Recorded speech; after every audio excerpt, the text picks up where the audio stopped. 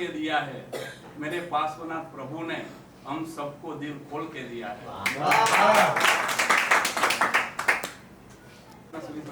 चरणों में कोटि कोटि वंदना, साधु भगवंतों चरणों में कोटि कोटि वंदना, उपस्थित वडीलों, भाइयों तथा बहनों।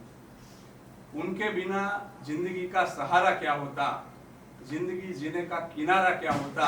और एक बार सोचकर देख लो, गुरु ना होते तो इस दुनिया में हमारा क्या होता। कृष्ण महाराजा सभाની અંદર બેઠા છે અને સૈનિકો દોડતા દોડતા આવે છે કે મહારાજ એક ન બનવાની ઘટના બની છે, અર્જુન આપની બહેનને ઉપાડીને ભાગી ગયો છે, આપ હુકમ કરો અમે અર્જુનને પકડીને લઈ આવીએ। કૃષ્ણ મહારાજા કહે છે આ કામ તમારું નથી।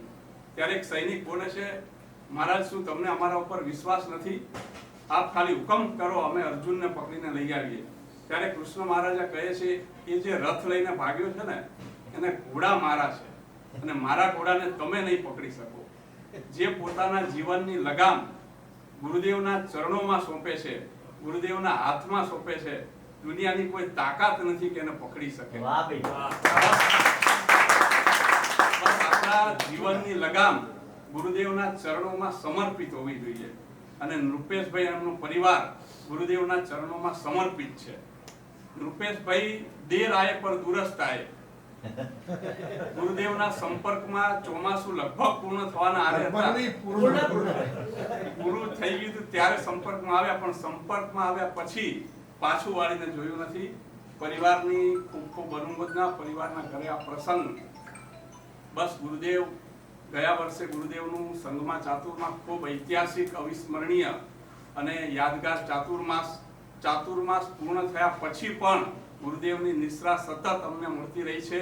ચાતુર્માસ પૂર્ણ થયા બાદ પરમ પૂજ્ય સાધ્વીજી અનંત ગુણા શ્રીજી મહારાજ સાહેબનો ત્રિદિવસીય મહોત્સવ હોય કે પછી માણિક ભદ્રવીર દાદાની પ્રતિષ્ઠા હોય, સંઘમાં ખૂબ સુંદર આરાધના માહોલ અને પછી પણ ગુરુદેવની નિશ્રા મળતી રહી છે।